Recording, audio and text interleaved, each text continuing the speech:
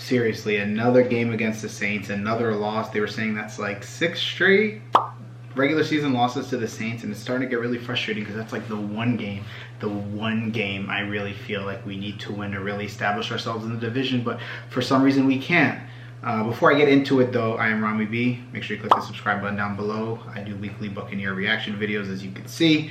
I'm rocking the red because we wore red today. If you see me looking away, I got stats and things like that, so to make sure that I'm accurate. But we lost 36-27 to the New Orleans Saints in the Superdome, or in the Caesars Dome now, Caesar Palace Dome, whatever it's called. And it's very frustrating. There's a couple observations. It seems like they're doing some voodoo or something on us, because it seems like every time we play the Saints, either we're thinking too much or we're all in our heads, where we're committing a lot of mistakes, turnovers, penalties, just really bad decisions all around as a team. But when we play any other team, even other really good teams, we play much better. It doesn't make any sense. Secondly, it's starting to think like maybe when we don't wear white jerseys, we struggle a lot. I know our 2 losses this year, this is the first time we've worn the red. Obviously not this one, but we've worn the red uniform. And I think we've worn white all season except the Rams game, which when we wore pewter and we lost that one too. And I think dating back to last year, especially in the playoffs, we rocked the white through the Saints game, Packers game, and Super Bowl, and it seems like that is the jersey we need to stick to. I don't know what it is, but with the Saints, you know, we struggle a lot. Bucks had 421 yards of total offense, 350 passing, 71 rushing. The Saints had 361 total yards, 209 passing, and 152 rushing. Brady was 28 of 40 for 375, 4 touchdowns, and 2 picks, with one of them being a pick 6 at the end. It looked like in the beginning, especially the first half, we were going to get that kind of Brady from last year, threw a touchdown, threw a pick, and then when he got there to 4 touchdowns and a pick, it's like, okay, he redeemed himself. But then that decision at the end of the game was that throw he made that ended up becoming a pick 6 was I don't know what he was seeing. You know, I think it was Chris Godwin going across, and the safety was right there reading it the whole way, and then he just picked it off. Something about Brady, especially in New Orleans, he struggles a lot. Last year at week 1, but we didn't really count it because it was the first game of the season. And then when we played them at home, when they blew us out on Sunday Night Football. But he did have some good reads. He did overthrow Mike Evans for that 1 ball in the first quarter, which I would have loved to see. It would have been like a 50-ish yard touchdown on Mike Evans' son, Marshawn Lattimore, or is it Marcus Lattimore? I don't even know his name. But yeah, rush game was not doing that well. Giovanni Bernard 2 for 30, Fournette 8 for 26, and Rojo 3 for 13. The passing game was getting going. We had Godwin had 8 for 140 and a touchdown. He was clearly our most productive receiver. Tyler Johnson seems to come alive against the Saints, 5 for 65. Grayson 1 for 50 and a touchdown. He caught that wide open blown coverage ball where the safety, or was it another corner, kind of bit on Mike Evans, and they had 2 people covering Evans, and he blew right by. And then Evans 2 for 48 and 1 touchdown, with a beautiful touchdown over Marshawn Lattimore. Caught that, while being interfered with, had his arm, I think it was his left arm, had it pinned down, and he still caught it. And then Giovanni Bernard did have another touchdown as well. Receiving game wasn't too bad. I'd say, we did have some drops as well, but, Brady had almost 375 yards, almost 400 yards. You can't be mad about that. Defensively, Jameis had 6 of 10 for 56 yards and a touchdown. He played just about as well as I thought he would. He was making very safe choices. He did rush for 40 yards on 4 rushes, which was kind of frustrating to see him get there, get wide open and get open field to run, and then we can't take him down. And then unfortunately he got hurt by Devin White, which again, I don't think it was a horse collar. I know the rule. He pulled the jersey between the shoulder and the nameplate, so it shouldn't fall under that, but we'll get to that later. I don't even know how to say his name. Trevor Siemian had 16 for 29 for 159 yards and 1 touchdown. He did throw a pick that was overturned by a stupid penalty, where Golston had his literally hands to the face, knocked the whole helmet off, and then he hit the QB not knowing what was going on, and then they call it roughing the passer, but completely missing the hands to the face, like Golston just knocked his own helmet off for the sake of it. Ugh, frustrating. Kamara, 19 rushes for 61 yards and a touchdown. Jameis 4 for 40, like I said, and Ingram 6 for 27. They didn't necessarily have an efficient day running, but they did have 152 yards rushing because they rushed so many times. I mean, Kamara had 19 rushes, Ingram 6, right there's 25 rushes, and Jameis had 4. I don't think any team this season has rushed on us that much.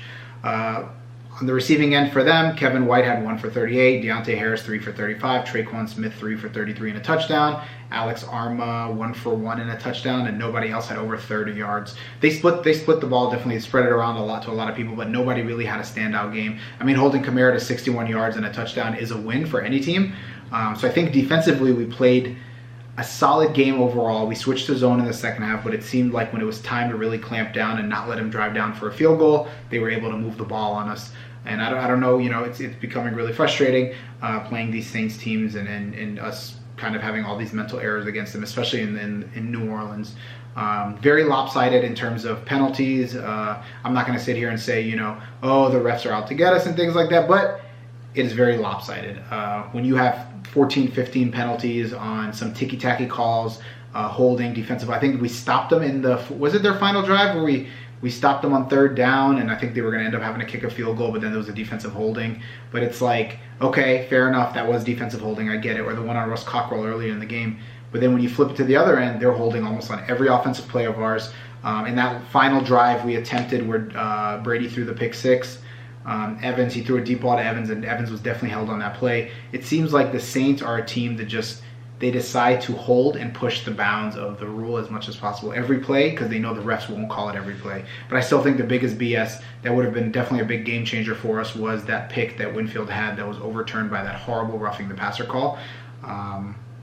It's just ridiculous. You can't knock a defensive lineman's helmet off of his head, and then when they finally kind of gain, their location, everything, hit the quarterback because they don't know what's going on, and then you call it roughing the passer. Or another one when Devin White came in and hit Trevor Salmon, and he didn't even hit the helmet. Maybe he got some incidental, touch on the back of the helmet, but they called that as well. It's very ticky-tacky calls.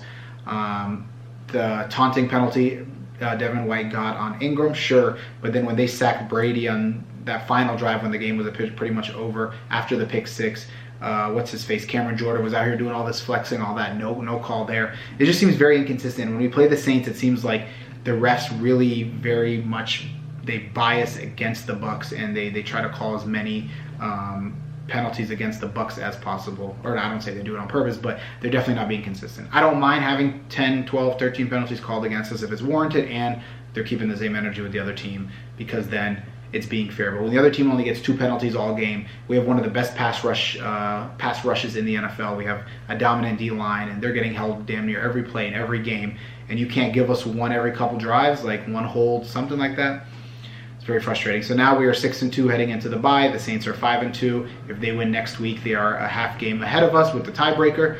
But again, if you told me that we were going to go into our Week 9 bye with a 6-2 record while missing damn near half our secondary, AB, Gronk for majority of this, for different parts of the season and all that, I would say you were crazy. But 6-2 going into the bye, we come back against Washington, then I believe the Giants. We have a pretty easy schedule coming back. Hopefully this bye week gives us time to clean up some things, really work on the discipline aspect of everything, and then really focus on getting back to health. JPP, hopefully, I know he's still playing through injuries. Maybe he gets a little bit better. AB might be back. Gronk had back spasms. He played, but he was out for the majority of the game because of the spasm. So maybe he's back, and then hopefully we get Sean Murphy-Bunting. I know he's been practicing a little bit, and I think Carlton Davis. Once we get everybody back healthy and come into the second half of the season, I think it's going to be a whole different ballgame. Coming in 6-2 with all these injuries into the bye week, perfect. We couldn't have asked for a better thing. And then when we see the Saints December 19th, hopefully it's a very different outcome when we're healthy. I want him to have Jameis back. I want him to be healthy, but come play in our house with our fans Sunday Night Football. We're going to be hyped. At that point, hopefully, I don't know what week that is. Hopefully we're like 9-2, 10-2, whatever it is, and we don't have any more losses. But frustrating game. We got to figure out a way to beat the Saints. Too many self-inflicted wounds. I mean, if you have that many penalties, that many turnovers, and you still have a chance to win the game, you took the lead late, and you should have really had it. Your defense should have stopped their 4th-string quarterback.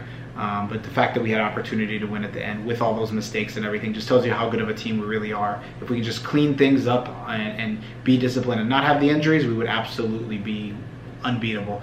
Now the hunt for the first seed is a lot tougher since, as of right now, Dallas is ahead of us in terms of ranking because they only have 1 loss. I think Dak's not playing tonight, so maybe they lose to Minnesota, but Arizona has a loss and Green Bay 1 loss, so they're both ahead of us as well. But yeah, Bucs Nation, comment down below what you think of this game, how frustrating it is, what you think we need to do, and why the hell the Saints keep giving us a hard time. But yeah, let's go into the bye and hopefully we come out of it rolling like we did last year and then knock off 8 straight wins again, 8-9 wins, and then go into the playoffs healthy and definitely dominating. So, yep, as always, thank you for tuning in, and I am out. Let's go! You a Buccaneer fan? Let me know. Let me know. We about to win this thing at home. Let's go! Buccaneers!